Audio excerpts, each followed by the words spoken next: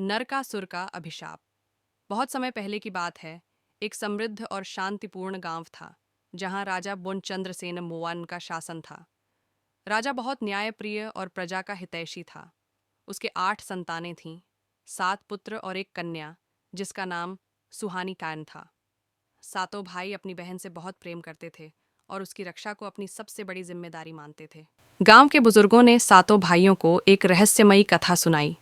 समुद्र के पार एक छिपा हुआ टापू है जहां अनमोल हीरे छिपे हैं। जो कोई भी उन हीरों को प्राप्त कर लेता है वह अपार संपत्ति और शक्ति का स्वामी बन जाता है।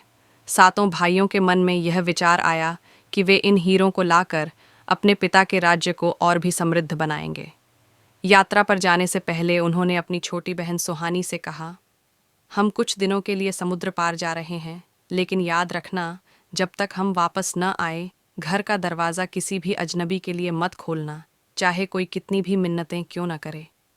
सुहानी ने सिर हिलाकर वादा किया और अपने भाइयों को विदा किया। नरकासुर की काली नज़रमनी।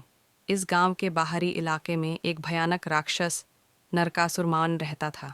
कहा जाता था कि वह पहले एक महान योद्धा था, लेकिन अहंकार और शक्ति की भूख ने उसे राक्षस बना दिया। वर्षों पहले राजा चंद्रसेन ने उसे गांव से बाहर निकाल दिया था क्योंकि वह निर्दोष लोगों पर अत्याचार करता था।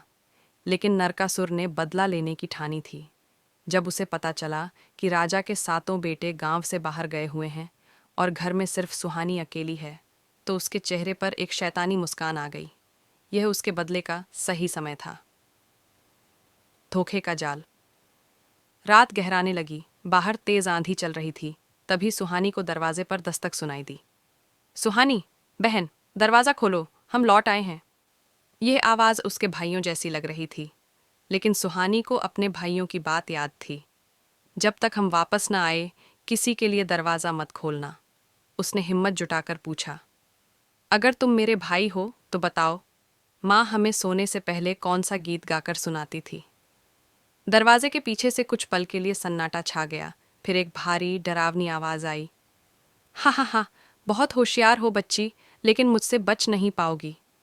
सुहानी का दिल तेजी से धड़कने लगा। वह समझ गई कि यह कोई और नहीं बल्कि नरकासुर है। सुहानी जल्दी से अंदर की ओर भागी और खिड़की से बाहर झांका। नरकासुर अपने असली रूप में आ चुका था।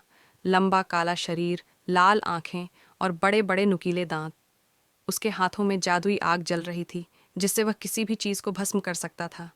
अगर तूने दरवाज़ा नहीं खोला तो मैं इसे तोड़ दूंगा। नरकासुर गरजा। अचानक उसने अपनी शक्ति से पूरा घर हिलाना शुरू कर दिया। दरवाज़ा चरमराने लगा जैसे किसी भी पल टूट जाएगा। सुहानी डर गई, लेकिन उसने हिम्मत नहीं हारी। उसने सोचा, मुझे कुछ करना होगा वरना यह दानव अंदर आ जाएगा। उसने झट से घर के मंदिर में जल रहे दीपक को उठाया और भगवान से प्रार्थना की, हे महादेव, मेरी रक्षा करो। जैसे ही दीपक की लौ तेज हुई, घर के चारों ओर एक दिव्य रोशनी फैल गई। नरकासुर जोर से चीखते हुए पीछे हटने लगा। नरकासुर का अंत। लेकिन नरकासुर आसानी से हार मानने वाला नहीं था। उसने अपनी पूरी शक्ति से हमला किया और जादुई आग का गोला सुहानी की ओर फेंक दिया। लेकिन तभी एक अद्भुत घटना घटी। आसमान से बिजली कड़की और आग का गोला बीच में ही गायब हो गया। सुहानी ने देखा कि गांव के सबसे पुराने पीपल के पेड़ से एक दिव्य रोशनी निकल रही थी। ये वही स्थान था जहां राजा चंद्रसेन ने नरकासुर को पहली बार हराया था।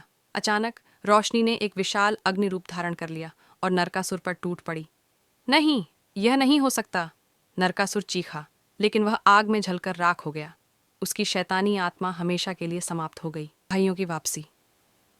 अगले दिन जब सातों भाई समुद्र पार से लौटे तो उन्होंने सुहानी को सुरक्षित देखकर राहत की सांस ली। जब उन्होंने सुहानी से पूरी घटना सुनी तो वे गर्व से भर गए। तू अकेली होते हुए भी हम सबसे ज्यादा बहादुर निकली बहन, सबसे बड़े भाई ने मुस्कुराते हुए कहा। राजा चंद्रसेन ने भी सुहानी को गले लगाकर उसकी बहादुरी की सराहना की। इस घटना के बाद गांव में एक विशाल मंदिर बनाया गया जो उस रात हुए चमत्कार की याद दिलाता था। और इस तरह सुहानी की हिम्मत और भक्ति ने पूरे गांव को एक बड़े संकट से बचा लिया।